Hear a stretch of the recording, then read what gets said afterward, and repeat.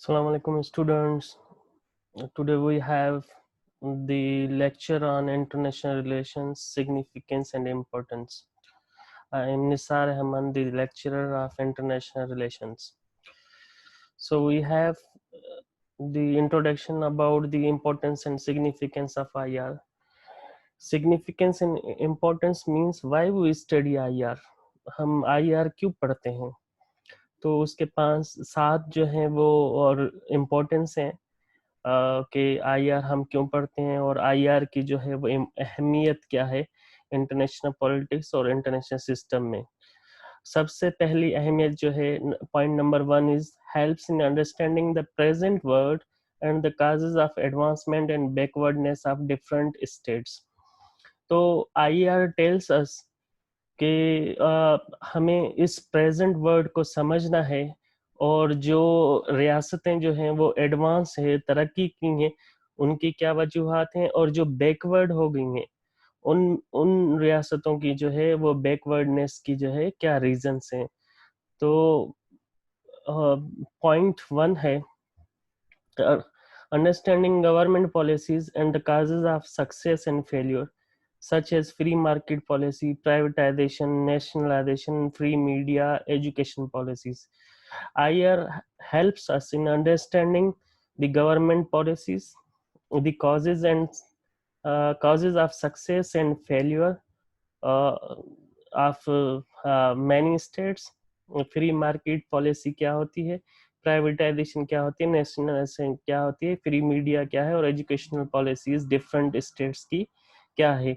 तो पहले ही आईआर हमें बताता है कि क्या रीजंस हैं कि कुछ रियासतें जो है वो एडवांस्ड हैं और कुछ रियासतें जो हैं वो बैकवर्ड और थर्ड वर्ल्ड कंट्रीज हैं। तो वो इंडिकेटर्स जो है हमें आईआर में पढ़ने को मिलता है, समझने को मिलता है। Point 2 is lesson learned can be used for progress and development. तो आईआर में कुछ ऐसी चीजें हैं जो पढ़ाई जाती हैं, current issues, current affairs, history और थियरीज। तो वो जब हम पढ़ते हैं तो हमें पता चलता है कि जिन ममालिक ने जो जो एडवांस्ड हैं, प्रोग्रेस जिन्होंने की है, तो उसको कैसे जो है डेवलपमेंट और प्रोग्रेस को हम यूज कर सकते हैं। For example the economic policies of China is guidance for others. कि जो 1970 के बाद जो चाइना ने इकोनॉमिक पॉलिसीज एडॉप्ट की हैं और वो आज जो है एक इकोनॉमिक सुपर पावर बन चुका है, तो उसका हम पॉलिसीज को जो है वो पढ़ सकते हैं, जांच सकते हैं। और नेक्स्ट जो है जापान। हमें पता है कि 1945 के बाद जब जापान ने सरेंडर किया था अमेरिका के सामने, तो वो तबाह और बर्बाद हो चुका था। हिरोशिमा और नागासाकी जो है उसके एग्जाम्पल्स हैं। लेकिन 1945 के बाद जो जापान ने राइज किया है technologically, the rise of Japan as a technologically advance state after world war two. तो ये भी हमें पढ़ने को मिलता है कि हम कैसे जो है वो एग्जाम्पल चाइना और जापान का जो है ले सकते हैं, क्योंकि they are now economically and technologically rich countries. तो second importance of IR is IR helps in understanding the problems facing the world and how to solve them. कि आईआर हमें बताता है कि दुनिया जो है आज कौन से जो है वो प्रॉब्लम्स फेस कर रही है और उनको कैसे सॉल्व किया जा सकता है। Point number 1 is understanding and finding the solution to these problems through mutual cooperation and combined strategy. कि जितने भी ममालिक हैं दुनिया में, ये जितने भी आजकल इश्यूज हैं वो हम डोमेस्टिक इश्यूज कौन से हैं और इंटरनेशनल इश्यूज कौन से हैं उनमें डिफ्रेंशिएट नहीं कर सकते। आजकल जो है बहुत सारे इश्यूज जो हैं वो किसी एक रियासत या डोमेस्टिक इश्यूज नहीं रहे, बल्कि एक म्यूचुअल इश्यूज हैं। जैसे अभी कोविड-19 है, कोरोना वायरस, तो वो ना चाइना का मसला है एक कंट्री का, ना इटली का है, ना स्पेन का है, ना अमेरिका का है, ना बर्तानिया का है, ना पाकिस्तान का है, ना इंडिया का है, लेकिन ये वर्ल्ड वाइड प्रॉब्लम है। तो सारे जितने भी ममालिक हैं, स्टेट्स हैं, इसकी सोल्यूशन के लिए जो है वो म्यूचुअली कोऑपरेशन करें और कंबाइंड स्ट्रेटजी बनाए ताकि उसको सॉल्व कर सकें। तो कोविड की तरह हम बहुत सारे इश्यूज हैं, जैसे ग्लोबल वार्मिंग है, पॉपुलेशन यूटिलाइजेशन है, कलेक्टिव सिक्योरिटी है, टेररिज्म है, ह्यूमन राइट्स के इश्यूज हैं, न्यूक्लियराइजेशन के इश्यूज हैं, पेंडेमिक है, टेररिज्म है, रिफ्यूजी क्राइसिस है, एंड मैनी मोर। तो अगर ये दुनिया में मसाइल को हल करना है, सॉल्व करना है, तो आईआर टेल्स यू कि म्यूचुअल कोऑपरेशन और कंबाइंड स्ट्रेटजी से जो है ये मसले जो हैं आप हल कर सकते हैं। तो ये इम्पोर्टेंस है और सिग्निफिकेंस आईआर की। Number third point is IR helps in seeking international cooperation के कुछ थियरीज हैं आईआर में, जिनको हम पढ़ के हमें मालूम होता है कि कोऑपरेशन जो है वो सबसे बड़ा पावर है। तो isolation in today's world is not possible. आज हम जिस 21st सेंचुरी में रहते हैं, ग्लोबलाइज्ड दुनिया में रहते हैं, तो आइसोलेशन इस दुनिया में कोई भी कंट्री जो है वो आइसोलेशन में नहीं रह सकती। क्यों? States depend on one another for various needs, economic, social, educational, defence, etc. आज की दुनिया में जो रियासतें हैं वो एक दूसरे पे जो है वो इंटरडिपेंडेंट हैं, डिपेंड करती है बहुत सारी चीज़ों की, जैसे इकोनॉमिक इश्यूज हो गए, सोशल, एजुकेशनल, डिफेंस इश्यूज के लिए। Third point is international relations helps in sharing common concerns over global issues and problems। तो आईआर बताती है कि अगर जो इश्यूज हैं वो इंटरनेशनल या ग्लोबल लेवल के इश्यूज हैं, वो कॉमन कंसर्न है सब स्टेट्स के लिए, ना कि किसी एक स्टेट के लिए, ना ही वो डोमेस्टिक इश्यूज हैं। तो they should devise combined strategy for that problem. तो last point is devising combined strategies for solution to problems. वो मैं बता चुका हूँ। तो उसका ये मतलब है कि they should devise a combined strategy. Number four, importance and significance of IR is IR helps in encouraging peaceful relation. IR is a field of study, as a discipline, वो हमेशा पीसफुल रिलेशंस की बात करती है। तो point one is avoiding policies of confrontation like propaganda, secret military alliance, armaments. तो हमेशा IR discuss करती है कि वॉर एंड कन्फ्रंटेशन जो है वो सोल्यूशन नहीं है आज की दुनिया में प्रॉब्लम्स का। Second teaches that national interest are supreme over personal interest but shall not contradict global interest. या ये भी बताती है कि स्टेट्स के लिए जो सुप्रीम जो है सुप्रीम जो रिस्पॉन्सिबिलिटी है वो पर्सनल इंटरेस्ट है या नेशनल इंटरेस्ट है। लेकिन ये भी सिखाती है कि अगर पर्सनल इंटरेस्ट कंट्राडिक्ट करते हैं ग्लोबल इंटरेस्ट के साथ, तो बहुत सारी स्टेट जो है वो कॉम्प्रोमाइज करके पीछे हट गई हैं और जो है दुनिया को फायदा दिलाने के लिए।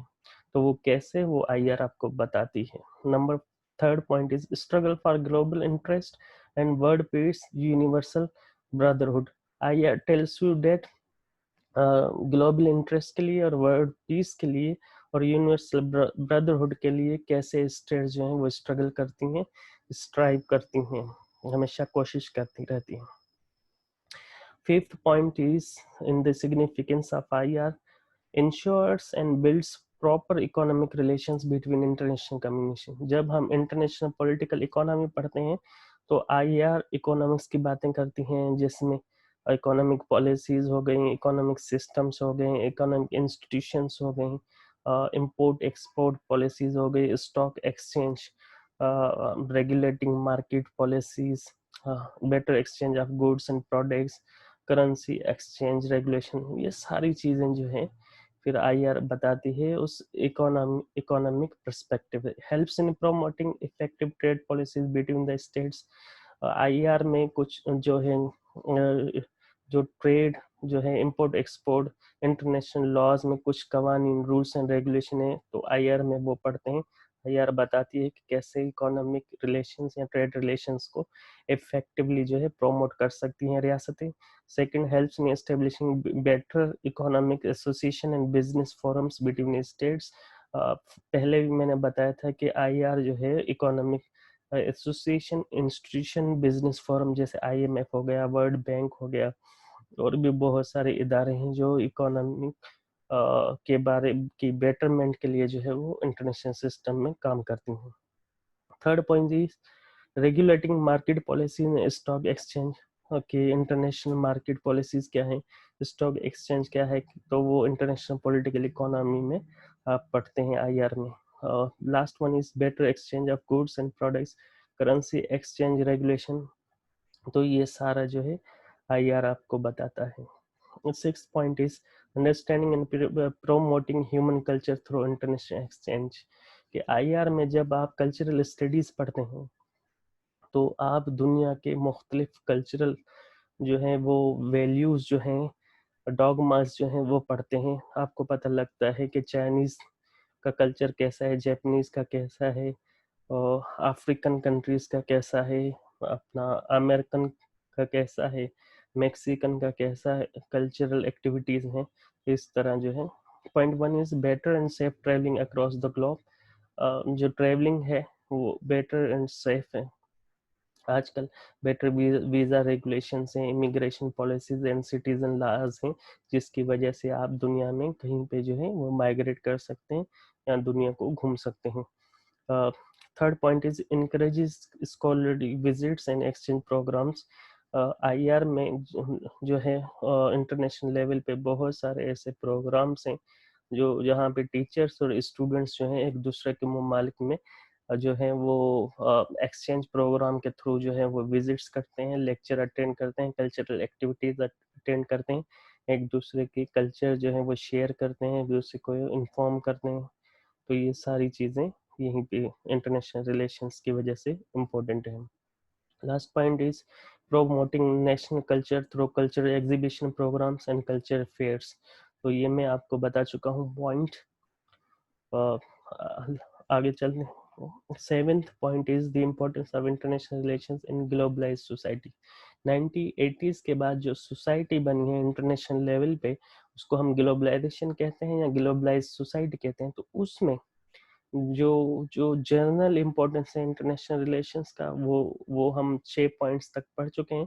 ये 7 पॉइंट जो है ये ग्लोबलाइज्ड दुनिया जो है 1980s के बाद, उसमें आईआर की क्या इम्पोर्टेंस है। तो point one is although international relations have taken on a new significance because of increasing interconnect connected connected word. Because technological advancement, it is certain not a new concept. Historically, the establishment of treaties between nations served as the earliest form of international relations.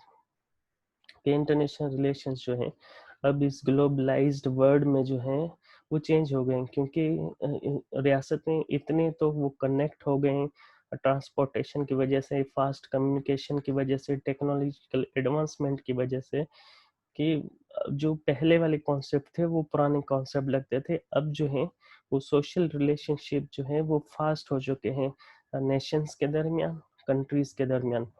जो historically treaties जो हैं वो बनी हुई हैं IR में, वो उनकी भी एक जो है वो अहमियत है, आज वो भी जो है वो फास्ट हो गई हैं। Second point is international relations promote successful trade policies between Nations. आज टेक्नोलॉजी की मदद से जो है वो जो ट्रेड पॉलिसीज हैं नेशंस के दरमियान, वो जल्दी से जो है वो सक्सेसफुल हो रही हैं। Third point is international relations encourages travel related to business, tourism, immigration, providing people with opportunities to enhance their lives because of fast transportation. तो जितने भी लोग हैं दुनिया में, वो फास्ट ट्रांसपोर्टेशन की वजह से जो है दुनिया में जो है वो ट्रेवल कर रहे हैं, इमिग्रेशन ले रहे हैं, टूरिज्म पे जा रहे हैं, बिजनेस कर रहे हैं। तो इसमें जो है वो जो रिलेशंस हैं जो है वो फास्ट से फास्ट होते जा रहे हैं। तो इस तरह जो है लोगों की जो जिंदगियां हैं वो भी चेंज होती जा रही हैं successfully. Fourth point is international relations allows nations to cooperate with one another. IR बताती है स्टेट्स को कि वो जो है वो एक दूसरे से कोऑपरेट करें, पूल रिसोर्सेज, एक दूसरे को जो है रिसोर्सेज बढ़ाएं, शेयर इंफॉर्मेशन, एक दूसरे से इंफॉर्मेशन शेयर करें as a way to face global issues that go beyond any particular country या रीजन। कि कोई ऐसा बड़ा इशू जिसको एक कंट्री जो है वो डील नहीं कर सकती, फेस नहीं कर सकती, तो उसमें एक दूसरे की जो है वो उस ग्लोबल इशू में जो है कंट्रीज जो है वो हेल्प करे और जो है कंबाइंड जो है स्ट्रेटजी बनाए उस ग्लोबल इश्यू को जो है वो सॉर्ट आउट करने के लिए। Fifth, contemporary global issues include pandemics, terrorism and the environment. सबसे बड़े अभी लेटेस्ट जो इश्यूज हैं जिनको हम ग्लोबल इश्यू कहें वो पेंडेमिक्स हैं, जैसे अब कोविड-19 चल रहा है पूरी दुनिया में है। टेररिज्म का दौर था 9/11 के बाद, और उसके बाद इन्वायरमेंटल इश्यूज, ग्लोबल वार्मिंग है, क्लाइमेट चेंज है, और भी बहुत सारे इश्यूज हैं। तो ये अफादियत है ग्लोबलाइज सोसाइटी में आईआरके की, ये फास्ट जो है इश्यूज वो हल की तरफ जाते हैं। Six point is international relations advance human culture through cultural exchange, diplomacy and policy development. तो ये पॉइंट हम पीछे भी पढ़ के आए हैं कल्चरल एक्टिविटीज में। तो आजकल जो रियासतें हैं वो वॉर को जो है वो कम जो है इम्पोर्टेंस देती हैं, लेकिन diplomacy, policy development, foreign policy, cultural exchange, human culture, इन चीज़ों को जो है ज़्यादा बढ़ावा देते हैं, क्योंकि हम ग्लोबल विलेज में रहते हैं, ग्लोबल एक्टिविटीज़ हैं, fast communication, fast transportation, advancement technology, तो उसकी वजह से जो है ये फ़ायदेमंद है। तो ये importance and significance of IR by we study IR, यहाँ पे टॉपिक ख़त्म होता है। इंशाल्लाह नेक्स्ट टॉपिक में हम कुछ और जो है वो करेंगे।